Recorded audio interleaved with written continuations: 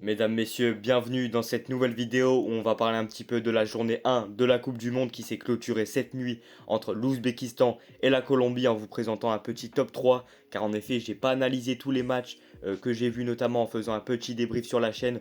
Voilà, ça je vais reprendre au niveau de la J2 notamment lundi parce que comme je vous avais expliqué j'ai des examens là qui viennent d'être clôturés également.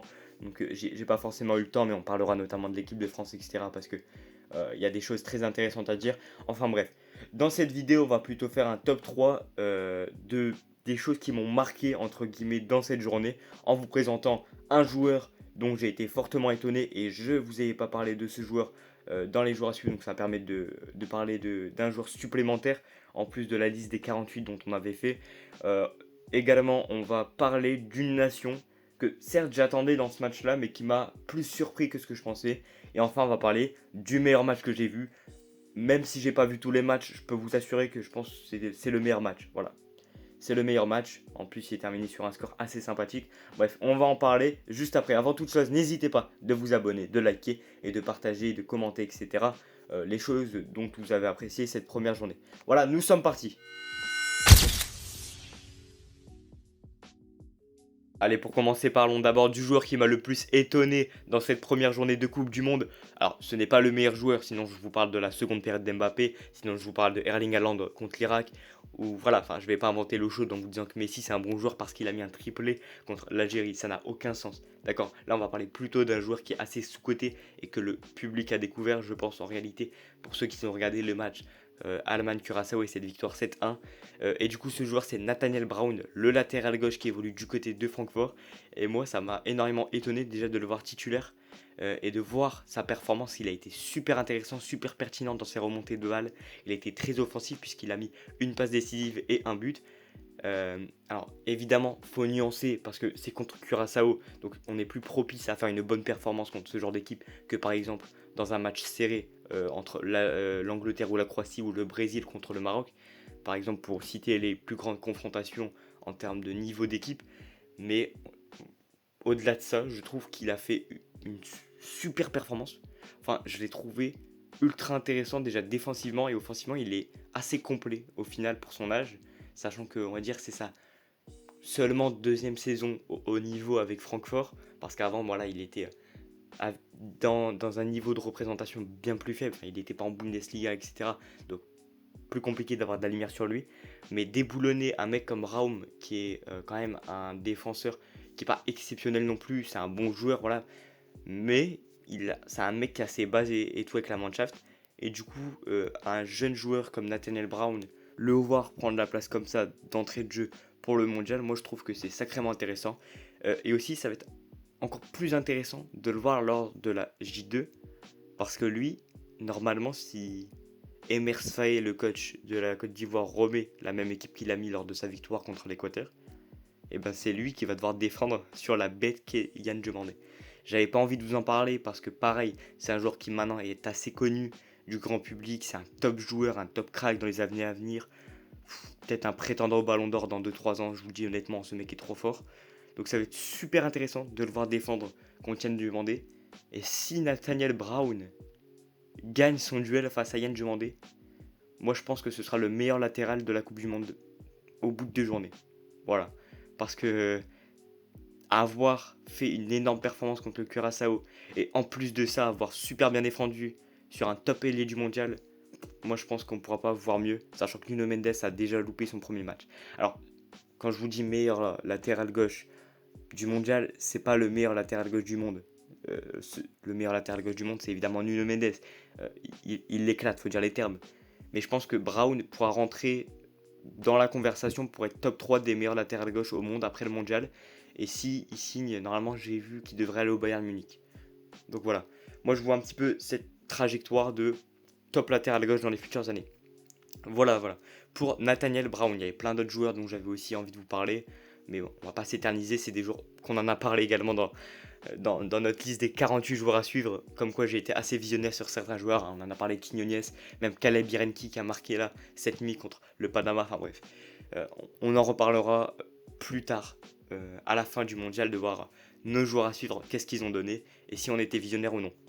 Ensuite, pour la nation qui m'a surpris, c'est le Maroc. Alors en réalité, j'ai pris le Maroc, tout le monde sait que ça va être entre guillemets une surprise. Tout le monde connaît bien cette équipe du Maroc. Mais la prestation qu'elle a faite, surtout, alors je vais apporter une nuance juste après, mais la performance du Maroc en première mi-temps contre le Brésil, honnêtement, je sais pas si on a vu mieux. Je sais pas si on a vu mieux. Peut-être une qu'on va en parler juste après. Et à la rigueur l'équipe de France, mais ouais, sur une mi-temps, l'équipe de France et le Maroc, ça se vaut franchement en termes de niveau de jeu. Mais cette équipe du Maroc, moi, elle m'a époustouflé. Alors, je sais pas si c'est le Maroc qui était vraiment fort ou alors le Brésil qui était vraiment pourri. Parce que ce Brésil, déjà, je les sentais pas avant le mondial. On en avait parlé dans la vidéo pronostic. Je les avais mis sortant en 16e contre le Japon. Ça me fait que confirmer ma théorie. Mais alors, cette équipe du Maroc les a. Comment dire, les a tenus en laisse. Ouais, on les a tenus en laisse littéralement. Le pressing était infernal. Le Brésil n'arrivait pas à sortir le ballon. Mais je vais apporter une petite nuance sur le Maroc, à qui la deuxième période était assez décevante en vrai, quand on regarde leur première période. Mais bon, sinon pour parler un petit peu des joueurs, on va dire dans cette équipe qui m'ont marqué, forcément Ayoub Boadi, il est exceptionnel. Super match. Alors voilà, je suis Lensois, il est Lillois, mais il faut admettre que c'est un excellent joueur.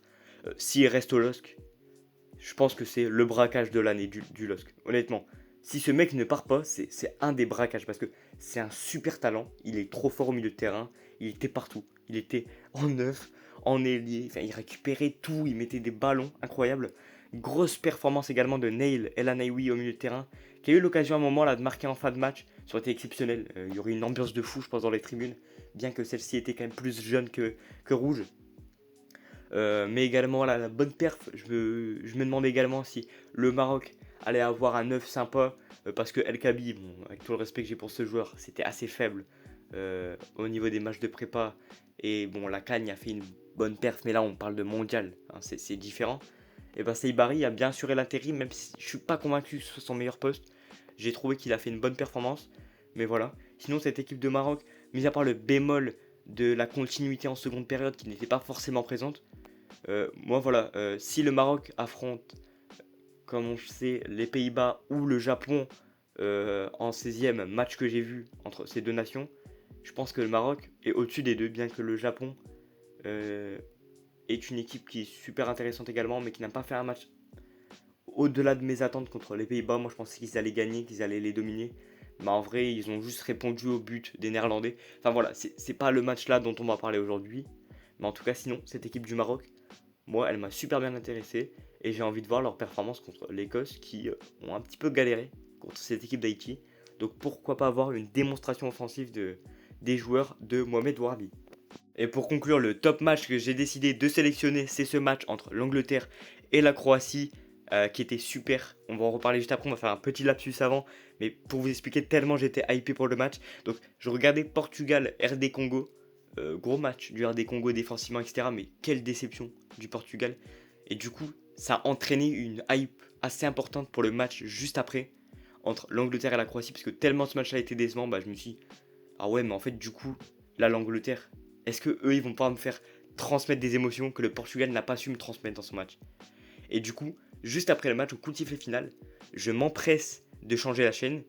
Et là, je fais où il est le match? Où il est le match? J'ai commencé à péter un peu long contre les chaînes qui diffusent le match en disant mais ils sont sérieux, ils diffusent pas le match là. Et j'ai capté juste après que le match était à 22h. Donc je suis passé un petit peu pour un débile. Mais pour vous expliquer la hype que j'avais sur le match. Et au final, le match que l'Angleterre a pondu contre cette Croatie, énorme, énorme. Parce que on parle quand même, certains vont dire, ouais mais bon la Croatie, ils n'ont pas forcément bien joué. D'accord, ok, c'est vrai que la Croatie est un petit peu décevante. Mais la Croatie, ça reste un top outsider du tournoi. Enfin, je veux dire, c'est pas le Curaçao. Là, on parle d'une vraie nation qui ont performé durant les derniers mondiaux. On parle d'une troisième place en 2022 et on parle d'un finaliste en 2018 contre l'équipe de France, on le sait.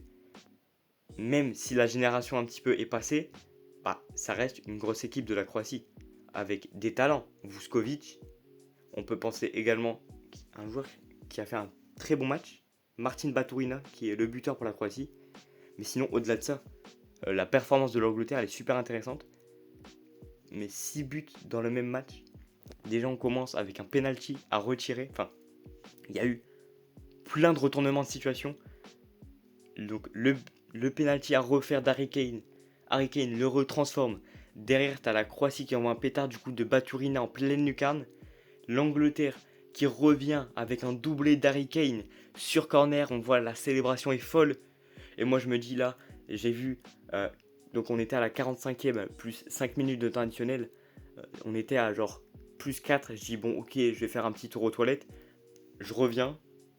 Égalisation de la Croatie. J'ai même pas vu le but. Enfin, des retournements de situation en une mi-temps. La deuxième était un peu moins intéressante. Mais on a vu des buts. On peut pas dire le contraire. Et moi, je pense que c'est le meilleur match que j'ai vu de cette journée 1. Voilà, du coup, pour Angleterre-Croatie. Mais j'étais super étonné également de l'Angleterre. Qui, en vrai, passe de nation favorite, mais qui floppe tout le temps, à juste nation favorite. Et pour moi, devant le Portugal qui m'a déçu. C'est peut-être de la culture de l'instant, à un match, etc. Mais l'Angleterre l'ont fait contre la Croatie, le Portugal ne l'ont pas fait contre le RD Congo. Voilà. Pareil, petit lapsus également avec l'Espagne qui ne l'ont pas fait contre le Cap-Vert. Donc où sont nos grands favoris? C'est ça la question aussi. J'avais envie de conclure, mais où sont nos favoris pour cette Coupe du Monde? Ben, j'ai failli rentrer l'équipe de France dedans, mais bon, on a finalement gagné dans un match qui n'était pas ouf. Mais je pense que l'Angleterre, c'est avec l'Allemagne, entre guillemets, le favori qui a le plus rassuré dans cette première journée. Voilà, j'espère que cette vidéo vous a plu. J'aurais pu faire des vidéos encore plus longues que ça. J'avais plein de trucs à vous dire sur cette première journée. Et du coup, nous, on va sûrement se retrouver pour un débrief ce week-end, un ou deux débriefs. Et on va enchaîner pas mal de débriefs après lundi, mardi, mercredi, etc. Je pense là, j'ai une cible forcément à vous parler. Ça va être ce Allemagne-Côte d'Ivoire. Il va être sensationnel. Il va être sensationnel. Je vous promets que ça va être peut-être un des meilleurs matchs qu'on va voir. Parce que deux équipes qui ont fait une super performance. Non, franchement, ça me hype trop. On va également parler de l'équipe de France. Du coup, le match est lundi contre l'Irak. J'espère qu'il ne va pas y avoir de problème et du coup, on en parlera mardi, etc. Donc voilà, j'ai trop hâte de vous présenter ces petits débriefs et de reparler un petit peu de la Coupe du Monde après ces examens-là qui étaient assez horribles pour vous dire. Donc voilà, merci à tous d'avoir suivi. N'hésitez pas une nouvelle fois de vous abonner, de liker, etc. C'était KOL7. Ciao.